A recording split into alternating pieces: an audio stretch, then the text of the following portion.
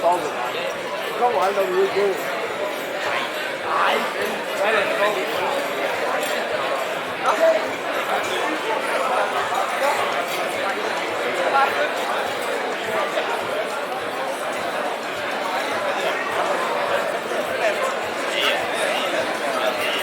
Har du så stivelse? Ja, der er jeg. Ja.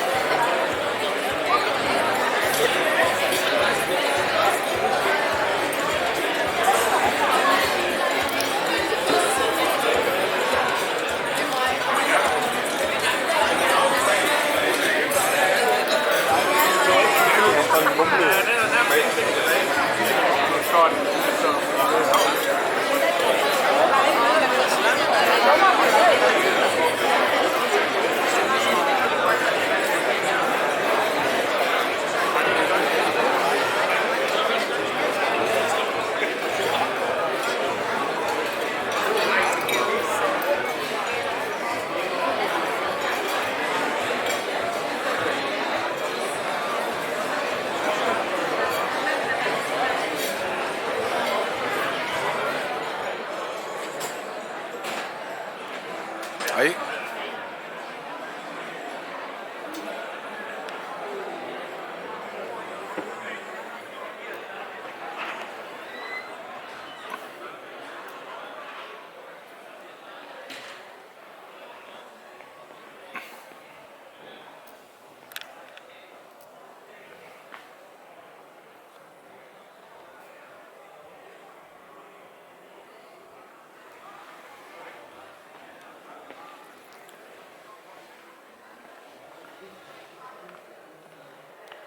Et andet eksempel. Laurens og Arthur var ikke glade for det der med konkurrence. Det synes de var lidt nymodens. Var det ikke sådan, ja? Og så da vi fik DM til vejen første gang, der synes Arthur, Lisse, det var også noget pjat. Sådan noget DM, det førte jo ikke til vejen. Og så ikke af vejengang, der skulle deltage. Da jeg så kørte om og spurgte ham, om han dirigerer de store orkester med godt 2.000 deltagere, så lige pludselig, okay, er det inden vejen. Og jeg havde nemlig aldrig, at vi har lige stået og snakket om det i dag, set ham så stolt og så glad, da vandt DM her på hjemmebane for første gang. Tusind tak, fordi I kom, og tusind tak, fordi I var med til at gøre gangen. Start gangen.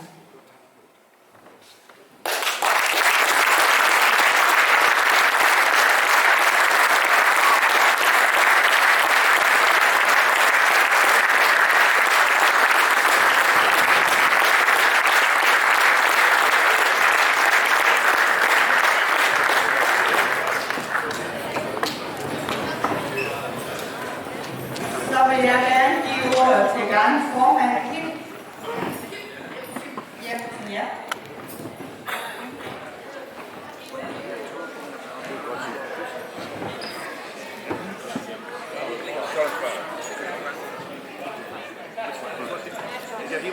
Sønderborg-garden, Varde-garden, den sønderjyske pigegarde og Aalborgs Orkester gennem Vejens Skolegade, nøjagtigt som vi har gjort omkring 350 gange de sidste 70 år.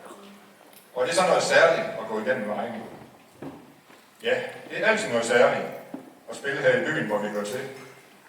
For nogen, der har sådan en marstur haft helt afgørende betydning for resten af livet. Og så tænker man, hvordan kan det der lade sig gøre af det? Det giver jo ikke rigtig mening.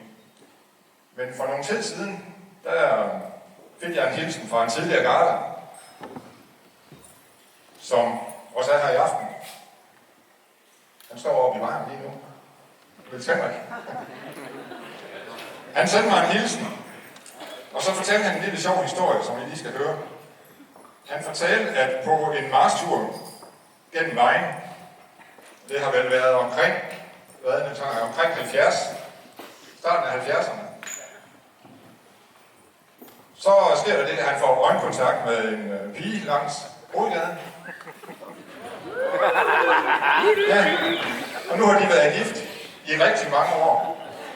Det er det, der kan komme ud af at spille i vejen, når der går gennem hovedgaden.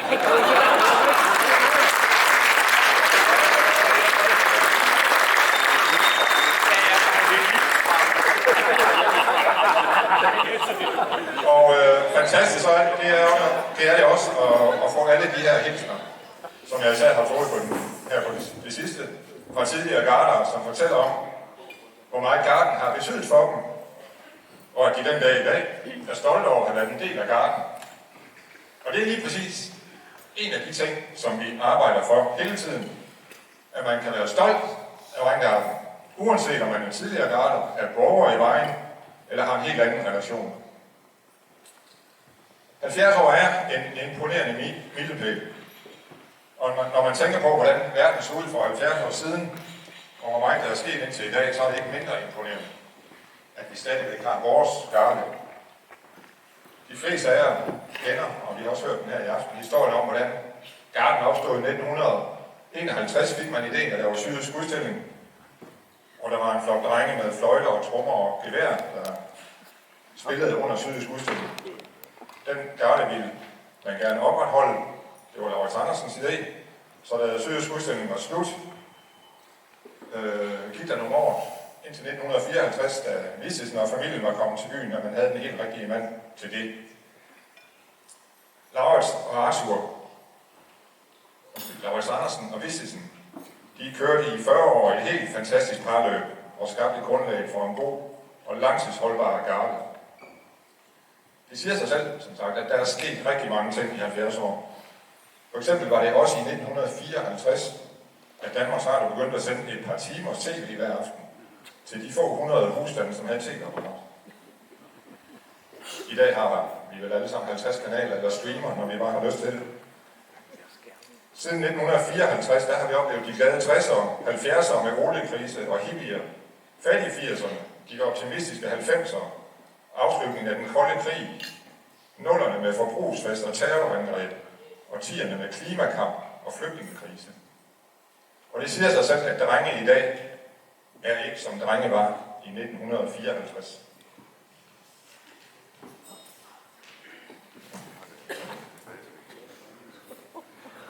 Imponerende, at vi til trods for den udvikling har en garde i 2024, som udadtil stort set er lige den garde, der var for 70 år siden.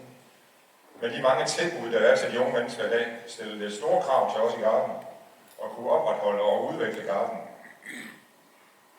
I 1950'erne var det stort for drengene bare at spille i den Vejen by. 70 år senere skal der lidt mere til end det, for at gøre indtryk på drengene. Det sker af og til, at nogen siger til mig, måske sådan med en anelse og misundelse i stemmen, at jamen, I er jo ikke nogen drengegarde. Jo, det er vi. Men vi er også en voksengarde. Vi har elevhold bestående af drenge på 8-10 år, trommekorps med drenge på 10-15-16 år, talent omkring i fremtiden. Lige om lidt så er det 50 år siden, jeg selv trådte ind ad døren til en optagelsesprøve på realskolen. Det har vi også hørt om. Så fulgte lidt undervisning hos Rede, Lars Thorup og Selma Lauritsen. Og efter et stykke tid, så fik jeg min uniform. Og det var en stor dag, præcis som det er for drengene i dag også, når de får deres uniform. 20 år senere, så overtog jeg så dirigentstokken efter Arthur Vistisen, og de sidste 30 år som leder, der bare fløjt afsted. For der har hele tiden været udvikling, der har været fornyelse og nye mål. Alt sammen for at sikre gardens overlevelse og niveau. Vi har gennemgået mange forandringer gennem årene, men vores kerneværdier har altid været de samme. Fællesskab, læring og musikalsk kvalitet. De værdier har gjort os stand til at overvinde udfordringer og nå den milepæl, vi fejrer i dag. Bare de sidste 30 år har vi besøgt Canada 4 gange, deltaget i store taturopvisninger på de største arenaer, spillede for de kongelige, rejste Europa tyndt, hentede flere kilo pokaler hjem til realskolen, spillede i Operaen i København og mange andre ting. Noget af det, der har været den største glæde for mig, det har været at se, hvordan den enkelte dreng har udviklet sig, både som musiker og som person. Fra den første dag, hvor han kommer på realskolen med mor og far i hånden, og ikke engang vidste, hvad en trompet var, til han 10 år senere blev den voksen, garder og dygtig musiker med masser af gardekammerater. Mange gange kammerater for resten af livet. Tak være en stor indsats af alle drengene, gennem de seneste 70 år, og tæt samarbejde med en flok af de ældste nuværende garder, så har vi i dag en garde, som er på sit hidtil højeste niveau. Når vi vinder DM, EM og VM, så er det alle cirka 1000 drenge, der i princippet er med til at nå dertil. Gennem de 7 årtier har Weingarten ikke kun været en musikalsk institution, men også en kulturel ambassadør, der repræsenterer vores by og land ved utallige lejligheder, både herhjemme og i udlandet. Hver tone, der er blevet spillet, og hver march, der er blevet gået, har været et vidnesbyrd om den dedikation, disciplin og passion, der kendetegner os. Jeg vil gerne takke alle, der har været en del af denne her rejse, vores tidligere og nuværende garder, instruktører, frivillige, forældre og støtter. Uden jer ville Weingarten ikke være, hvor den er i dag. Jeres engagement er det, der har gjort det muligt for os at nå så meget, og stadig stå stærkt efter 70 år. Når vi ser fremad på de næste mange år, så håber jeg, at vi fortsat vil bygge videre på vores stolte traditioner, og samtidig være åbne for nye idéer og udfordringer. Lad os sammen sikre, at Weingarten forbliver et sted, hvor musik og fællesskab kan blomstre, og hvor nye generationer kan vokse og trives. Tillykke med jubilæet.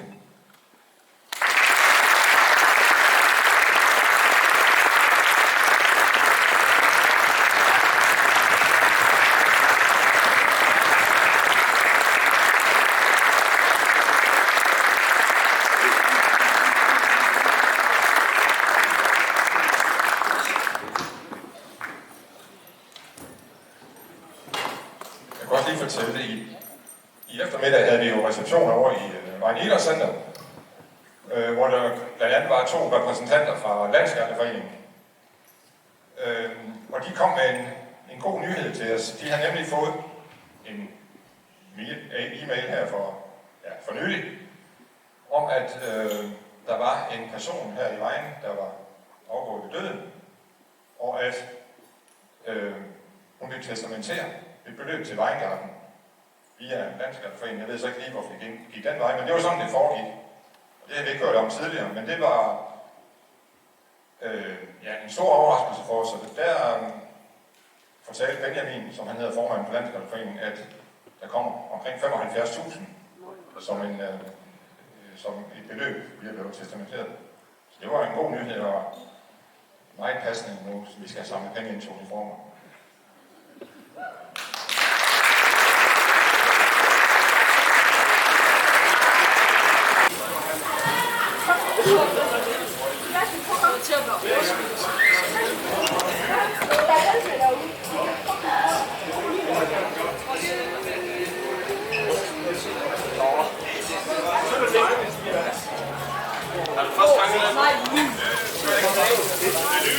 For helvede, mand, hvor lort at være, mand.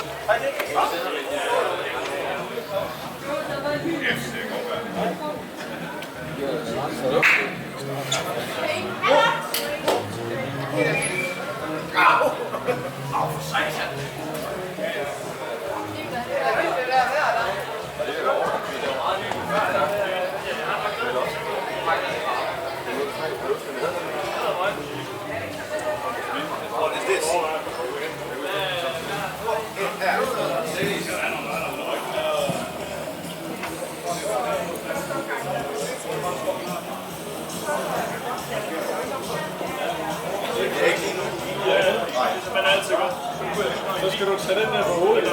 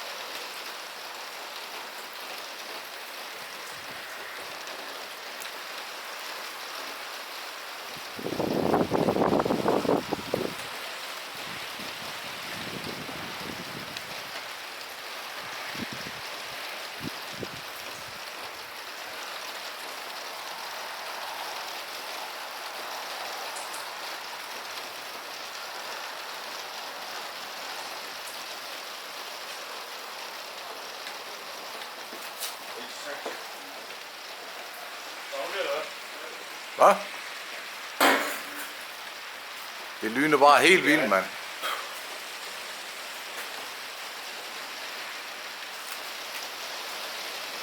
Med de andre. Med de andre hvorhen?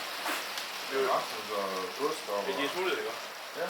Jo, men vi kan bare lige have skiftet, men det er fordi, vi skal have været til Nordborg til fest, jo. Så er Kun fint. jeg er ham. Eller nej, Kristoffer. Ja, det er kun også tilbage nu. Det er så Nej, der, vi ham skal. der. Der. Ham der. Men de andre, de er smuttet, tror jeg. Ja, de er det kører.